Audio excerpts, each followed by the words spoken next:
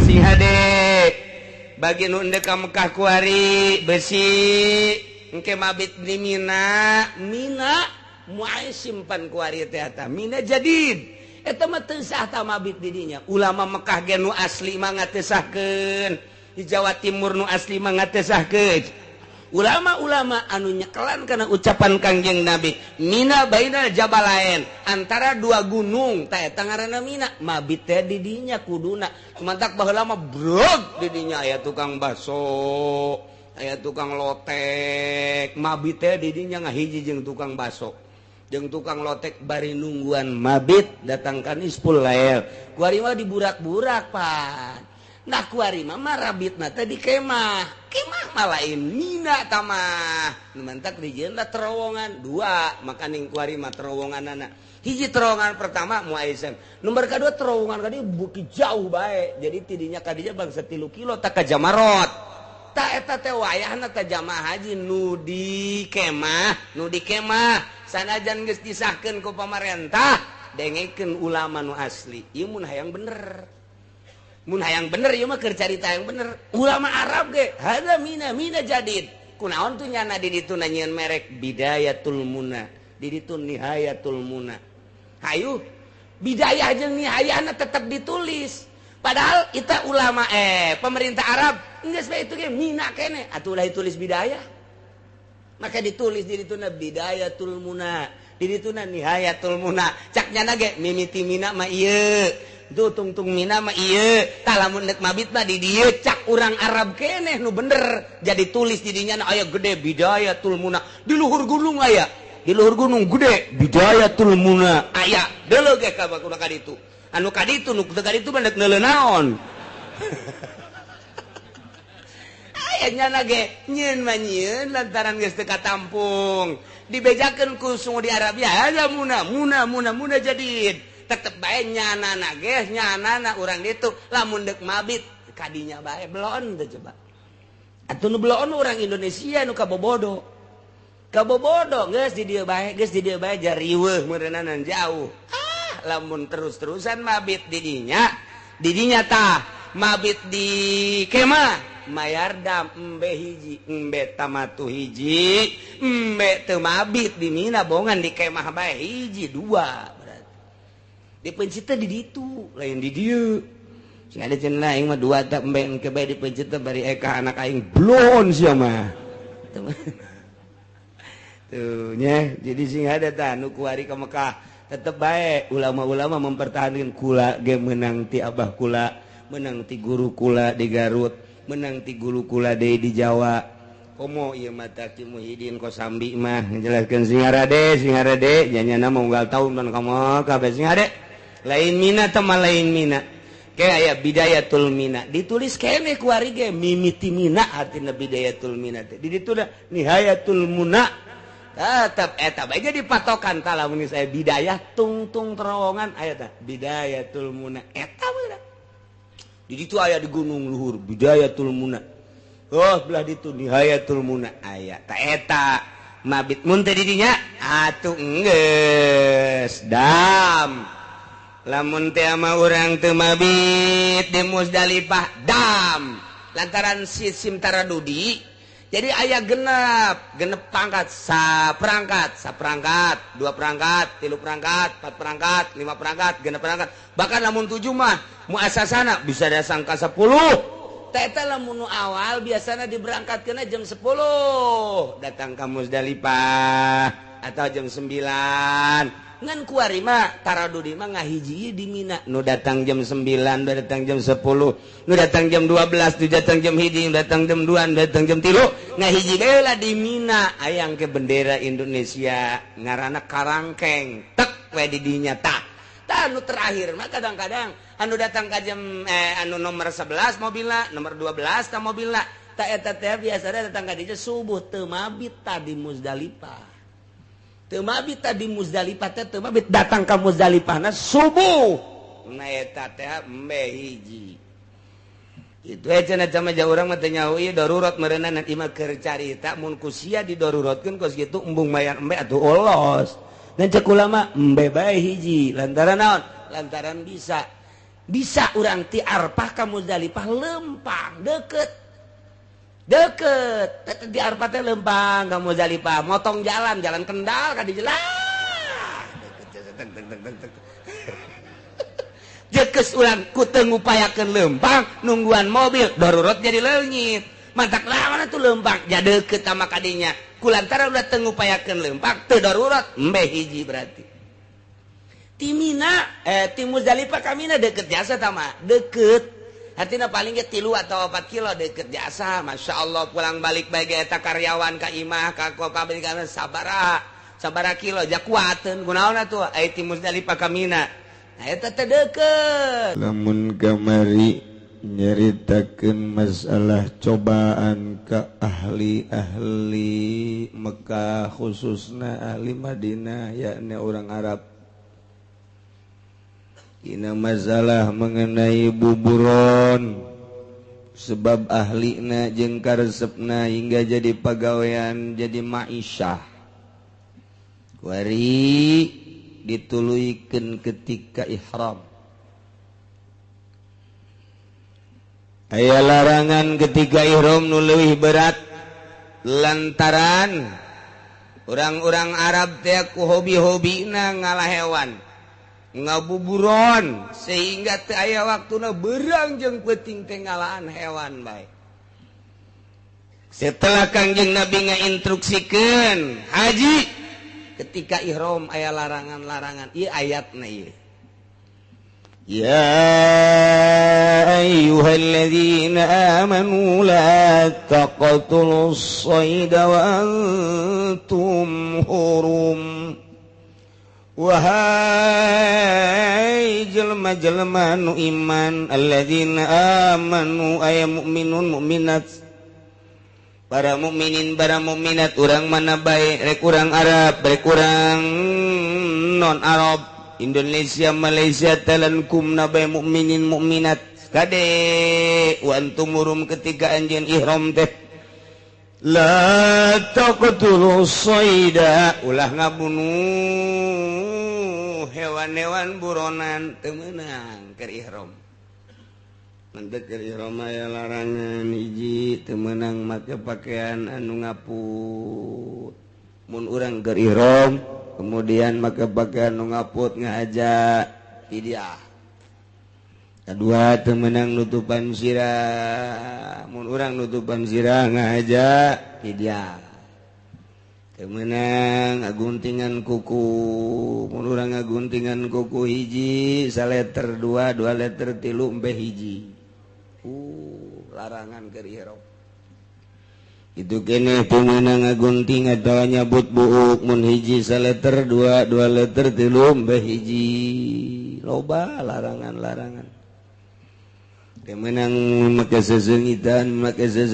orang keur ihram nailah kena fidyah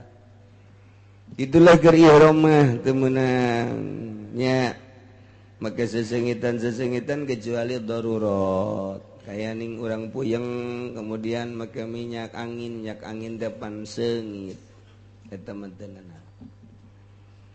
tak itulah diantarana deui sajabat hiji bajeng muqaddimah jima teu meunang keur ihram mah oge ngabuburon teu meunang jadi keur ihram ngala uncal keur ihram ngala embe kaleuweung ngala onta imar teu meunang ieu nu matak dicaritakeun teh lantaran ieu kahobi urang Arab ari nyaritakeun kitu ngabuburon di Indonesia mah emang urang Indonesia mah treseupeun mantak cek orang Indonesia keur ihram sih ngabuburonnya heran ja moal meureunanan cek orang Indonesia lantaran di imana ge atuh tilo moal ieu urang Arab pan baheula karesepna kahobina sehingga jadi ma'isyah mantak dilarang keur ihram teu meunang ngabunuh teu meunang kecuali nu 5 nu diihtilafkeun antara para mazhab khamsu sawabiq la junaha lil muhrim yuqtal nu 5 binatang nu ngarusak bagi nu ihram henteu naon tah mamaehan nu 5 mah komo teu keur ihram mah di urang di Mekah ge teu naon komo di urang mana nomor kahiji al-hadatu eta alap-alap, nomor kedua hida teh bangsa manuk kitu nu galak teh. Nomor ketilu hayah ya ne hayat teh orai marga obat gitu Pak Roh berit tah eta mah meunang ku urang tah termasuk bangsa hasarot menang di paehan tah mah hasarot tah bangsa kalabang bangsa kala nu kos karit cacakan nu ieu kitu nanaon ku urang di paehan nang ganjaran asal di pareta menang ganjaran nya heulang tah hidat teh heulang ku urang ditembak menang ganjaran pae ulah di dahar tapi haram itu kene alap-alap tembak ku urang pae menang ganjaran urang sebab dititah tama-tama dititah di paehan berit paehan masalah berit si ada ulah birit tak macana berit aduh tikus berit paehan itu mah gak rusak tau kos gitu kan berit ya kuari mah geus teh berupa berit deui berupa dasi beritnya maka dasi sok ngabolongan nya jasa sarua bae. Ada yang meninggal Haji Jaya Kampung Gubug jam 9 di Sindang Jaya, tolong diumumkan Pak Kiai Haji Jaya Kampung Gubug. Innalillahi wa inna ilaihi rajiun. Eta kos kitu beurit bayat alap-alap helang orai berit eta paehan tah nya nah ngan lamun aya orai parancahan heula mun aya di imah urang aya orai hideung parancahan heula azanan heula azanan Allahu akbar Allahu akbar Allahu akbar Allahu akbar sallallahu ulah qobat dari salat sallallahu azanan aja nyana ngaringkel tutupan ge kurang tutupan ke bakul tah kenao tinggalkeun kadinya deui eueuh berarti jin orang hideung teh kos kitu atawa dibuka aya keneh parancan ku urang ieu mah imah orai lantaran imah mah lain tempat sia orai na ieu aing asa kaganggu memeh ku aing sia di paehan maning indit bae mun sia teu indit wayahna beusi aing maehan sia na ieu ulah nyalakeun aing geus antepkeun tutupan tau tinggalkeun eueuh mun bener jin ieu mun aya orai di imah warnana hideung nah ieu mah parancan heula azanan heula anakalana jin sing ade gitu kitu keneh berit teh aya berit asli aya berit azab ti Gusti Allah datang aki-aki mawa kisah biasana teh neuleuan nyana ka sawah aki-aki heula aki-aki mantak eta aki-aki teh sing ade besi raja berit aki-aki itu beneran iya mah henteu sambarangan datang gitu bae berit teh henteu aki-aki heula neuleuan heula nyana ge ja utusan Allah aki-aki teh raja berit nyana teh ngambean heula set ieu pare ieu oh nu bogana ge diambean ku nyana oh ieu mah tilok ngazakat ieu diambean belah dieu bandean da dieu tah lamun geus mayoritas di dinya teh teu beres ka Gusti Allah tengah zakat teh atawa jada teh babanda bae eta dilepaskeun beurit ka dinya nyanana lep eueuh eta mah beurit eta mah sanajan dipaehan ge loba bae bakalna eueuhna ge eueuh sorangan ieu bakal lamun ku urang dipaehan dibeulem misalna atawa dipek-pek gering ku paehanana eta beurit masih ngade ngan bedana deuleu lamun aya beurit kos gitu deuleu mun aya beurit lamun ku urang dideuleu tek bae nyana bangun neuleukeun gitu eta eta berarti ulah dipaehan tah mah lain sambarangan beurit eta kos kitu sia deh eta mah beda eta mah geus kos kitu bae eta mah asal urang tewak hiji delekeun ke urang nya gitu lain berarti geus ya maling dikasaokeun swadaekna sia aing sieun heuleuh sia beureut da kos kitu ge eueuh sorangan lamun urang kitu bisa neuleuh di alam eta aya nu teu neuleuh mah teu dibawa pakai kisah dibawa engke nya berangkat deui misalnya ti Karawang ka mana ka Cianjur naik mobil biasanya naik mobil ngobrol biasa juga urang itu lamun nu nyaho di alam eta engke nya turun di pasawahan teu di amban heula kitu bae sunnatullah ini dikirim berangkat ke Tangerang ke Cikupa kesempatan pasar geus mente jauh sawah ieu be aku pabrik kos gitulah beurit dipayahan mah masalah teu doraka teu naon ngan eta balantaran keur ngazab sok malik ka urang kos keong sarua bae keur diazab ku Gusti Allah pa kos kitu nya ieu alap-alap helang orai eta mah sunah malah dipayaan nya lajuna lil muhrim gitu yuktalna dipayaan nu 5 teh dosa kanu ke ihram ge komo nu lain nu ihram nya eta lah nu 5 eta mah hasyarat ge hasyarat kurang sunah dipayaan hasyarat teh binatang-binatang anu di taneuh nu sok hiburan eta binatang-binatang geus dipayaan masalah ikir carita syariat iyalah keur carita syariat nah ieu keur ihram ihram teh sing ade ieu kulantaran kuari mah ieu jadi ngaji manasikna kadang-kadang atuh didadak pan aya santri mah datang ka bab haji diaji beda ku santri mah teu ka Mekah teu naon diaji ke tamat balik deui diaji deui gitu ketika ka Mekah bae tinggal muka doang teu ja puyeng cek janten teh ngaji da puyeng nah ngan geus pernah diaji kan aya di lembur ngadadak aya jelema hajina haji ifrad pan haji teh tilu aya haji ifrad aya haji tamatu aya haji kiron mun haji ifrad ngaheulakeun ihram haji mandarikeun ihram umroh sapaket haji jeung umroh teh sapaket setiap urang munggah haji kudu jeung ihram pelaksanaanana imah haji heula wa imah ihram lamun haji heula ihram panderi ngaranna ifrad lamun kitu umroh heula kakarak haji ngaranna tamatu lamun barengnya haji nya umroh eta adalah kiron kitu bae haji mah mentek teu kaharti lamun Muhammadiyah mah ngeueukeun haji tamatu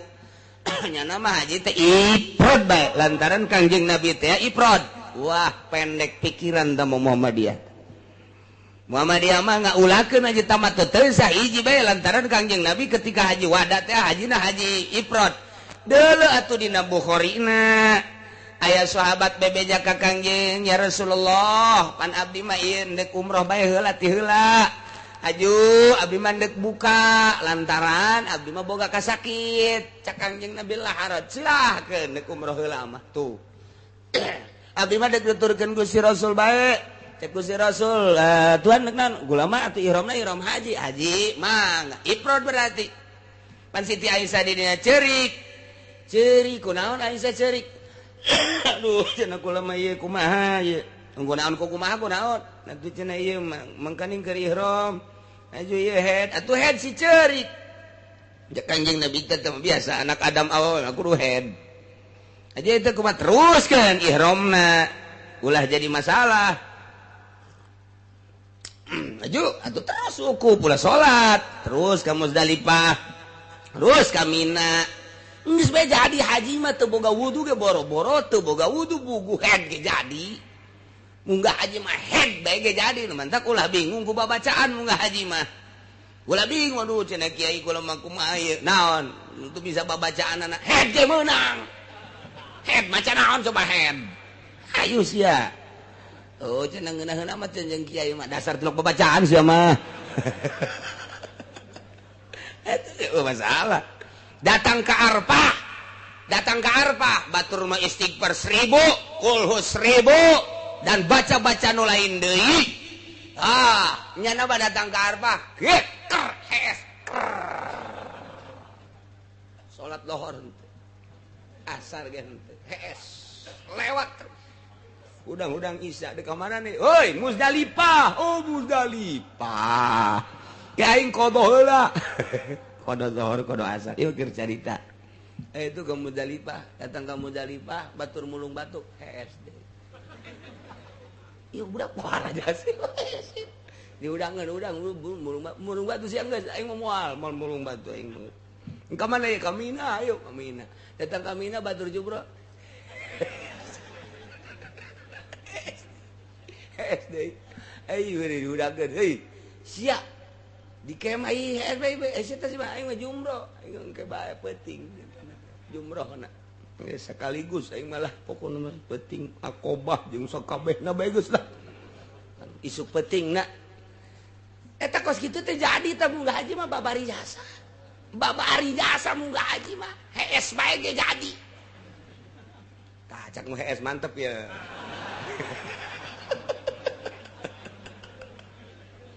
atuh jadi ulah bingung gua babacaan head bae Siti Aisyah manggaring jadi geus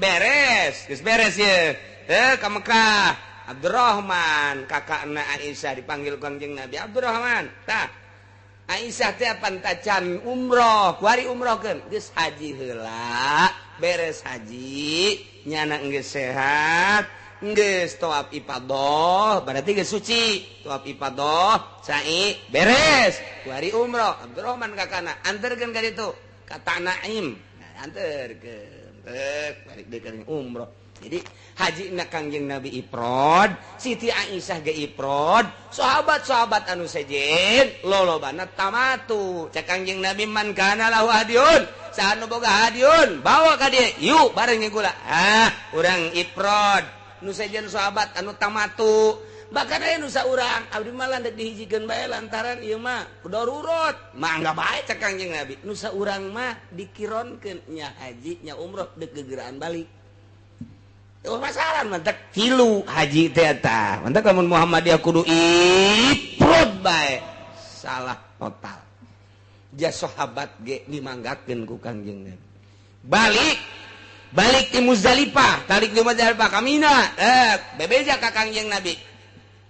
cak sahabat teh abdi mah erek balang jumroh bae Gusti balang jumroh heula ka karak tawaf ifadah if'al wala haraj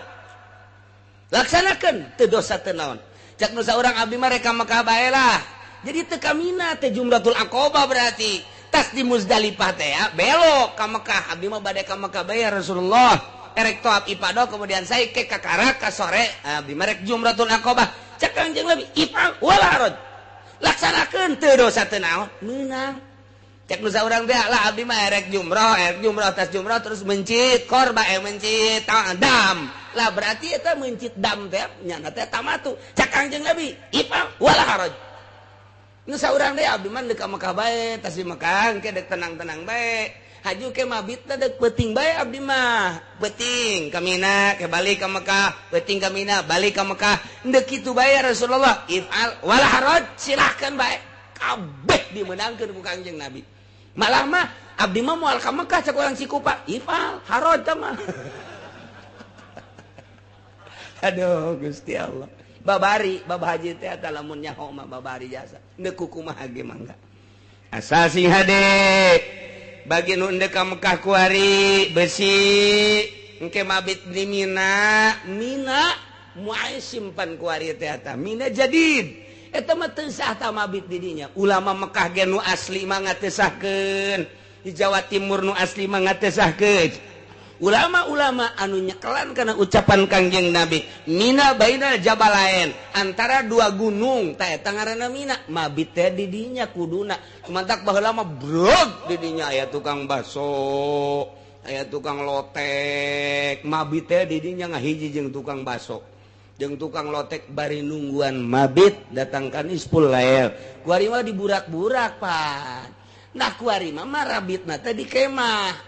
mah lain mina tamah nu mentak dijieun da terowongan dua makaning kuari mah terowonganna hiji terowongan pertama mu Aisyah nomor kedua terowongan kadi bukit jauh bae jadi tidinya kadinya bangsa 3 kilo tak ka Jamarot tak eta teh wayahna teh jamaah haji nu di kemah sanajan geus disahkeun ku pamarentah dengekeun ulama nu asli ieu mun hayang bener ieu mah keur carita yang bener ulama Arab ge hada mina jadid kunaon tuh nyana di ditu nanyeun merek bidayatul muna di ditu nihayatul muna hayu bidayah jeung nihayana tetap ditulis padahal kita ulama pemerintah Arab geus bae itu ge mina keneh atuh ulah ditulis bidayah maka ditulis di ditu bidayatul muna di ditu nihayatul muna cak nyana ge mimiti mina mah ieu tuh tungtung mina mah ieu tah lamun nek mabit mah di dieu cak urang Arab keneh nu bener jadi tulis di dinya aya gede bidayatul muna di luhur gunung aya di luhur gunung gede bidayatul muna aya deuleu ge ka bakuda kaditu anu kaditu nu teu kaditu mah nek neuleuh naon aya nyana ge nyieun mah nyieun lantaran geus teu katampung dibejakeun ku sungu di Arabia ada muna jadid tetep bae nyanana ge nyanana urang ditu lamun deuk mabit kadinya bae belon teh coba atuh nu belon urang Indonesia nu kabobodo geus di dieu bae jariweuh meureunanan jauh lamun terus-terusan mabit di dinya tah mabit di kemah mayardam embe hiji embe tamatu hiji embe teu mabit di mina bongan di kemah bae hiji dua dipencit di ditu lain di dieu sing ada cenah aing mah dua tak embe engke bae dipencit bari eka anak aing blon sia mah tuh nya jadi sing ada tah nu kuari ka Mekah tetep bae ulama-ulama mempertahankan kula ge menang ti abah kula menang ti guru kula di Garut menang ti guru kula deui di Jawa komo ieu mah Ki Muhyiddin Kosambi mah ngajelaskeun singarade nyanyana munggal taun kan kamu kabeh singade lain mina teman lain mina kayak aya bidayatul mina ditulis kene ku ari ge mimiti mina artina bidayatul mina teh di ditu nihayatul muna tetep eta bae jadi patokan tah lamun saya bidayah tungtung terowongan aya tah bidayatul muna eta mah di ditu aya di gunung luhur bidayatul muna belah ditu nihayatul muna aya tah eta mabit mun teh di dinya atuh enggeus dam lamun teh ama urang teu mabit di Musdalifah dam lantaran sistem taradudi jadi aya genep pangkat saperangkat 2 perangkat 3 perangkat 4 perangkat 5 perangkat genep perangkat bahkan lamun 7 mah muasasana bisa ada sangka 10 teh eta lamun awal biasana diberangkatkeun jam 10 datang ka Musdalifah atau jam 9 ngan kuari mah taradudi mah ngahiji di Mina nu datang jam 9 nu datang jam 10 nu datang jam 12 nu datang jam 1 nu datang jam 2 nu datang jam 3 ngahiji heula di Mina ayang ke bendera Indonesia ngaranna karangkeng tek we di dinya tah anu terakhir mah kadang-kadang anu datang ka jam anu nomor 11 mobilna nomor 12 tah mobilna tah eta teh biasana datang ka dieu subuh teu mabit tah di Musdalifah teu mabit tadi Musdalifah teh teu mabit datang ka Musdalifahna subuh na eta teh embe hiji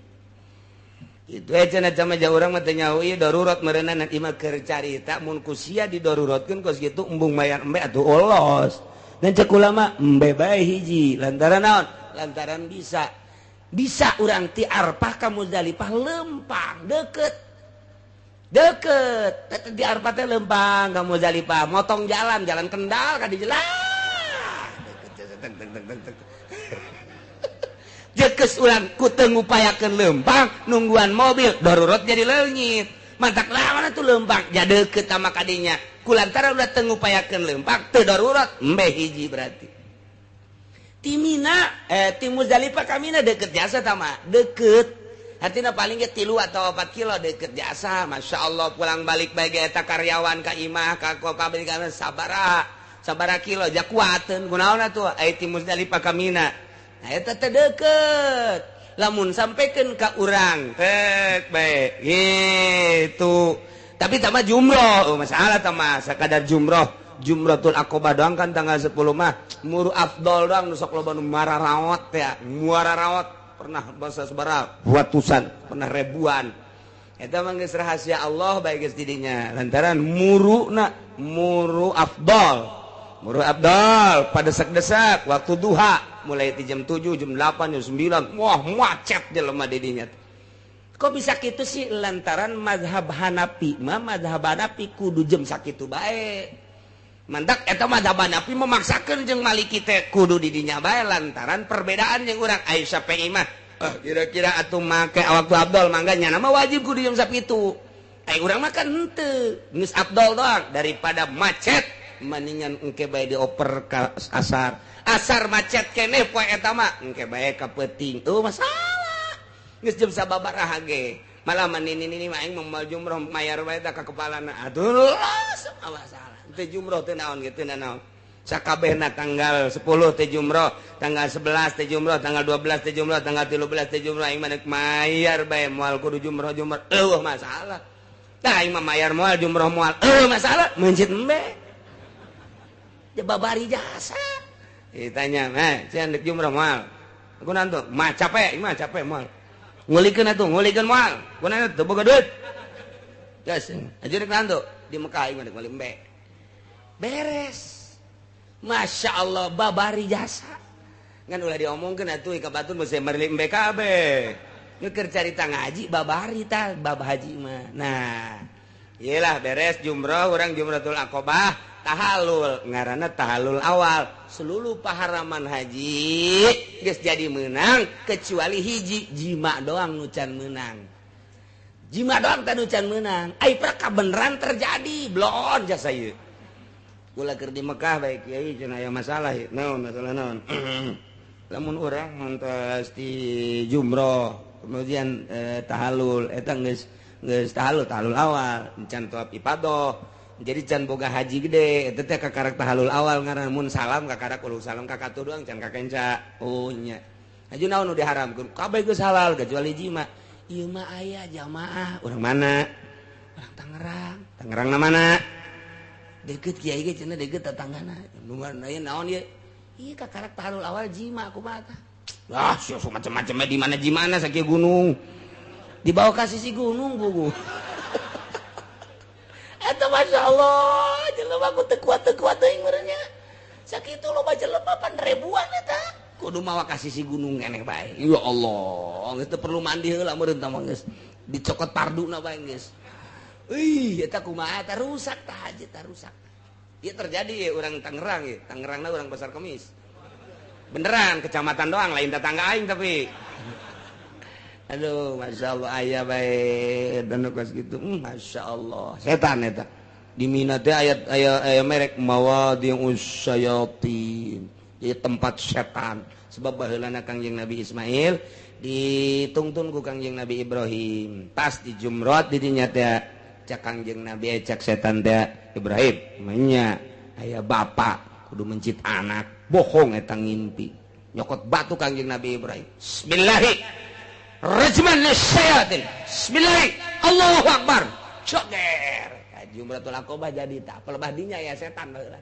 tah jumratul Aqobah teh setan tah baheula di dinya timpah ku Kanjeng Nabi Ibrahim bismillah Allahu akbar rajman lisyaitan kalawan nyebut jenengan Allah Allahu akbar aing ngabalang setan joger jadilah jumratul Aqobah teu meunang ku ari setan sia ditimpa sia ku aing ulah geus lain setan deui ku ari orang Turki keur can kuari can ku sieu keur baheula mah bisa keneh ka dinya pan naik kana ka dinya nyekel sendalnya nah dicekel mun sakurang mah setan sia urang Turki tah mah aja urang Indonesia mah pan nurutan mah lulu geus teh nyaho kaler kidul pajar bener dituturkeun deui ku urang Cikupa setan sia dasar urang Cikupa blon tapi nu Golkarna eta mah ya Allah ya Rabbi tungtun deui datang ka Jumatul Wusta nah kuari mah ngabisiki ka Kangjeng Nabi Ismail mainnya ya bapak kudu naon gitu ngaranna mencit anak ti dituna berarti bapak bohongi impian anak nyokot Kangjeng Nabi Ismail bismillah Allahu akbar rajman nu setan syukur ditimpa ku Kangjeng Nabi Ismail bapak Aiman nabi rasul impianna bener goblok sia setan jadilah wusto nu kuari ku urang tah dibalang teh bismillahi Allahu akbar wusto teh ta eta teh Kangjeng Nabi Ismail baheula timpahanana tah teu meunang di setan-setan geus ibadah kuari mah geus ibadah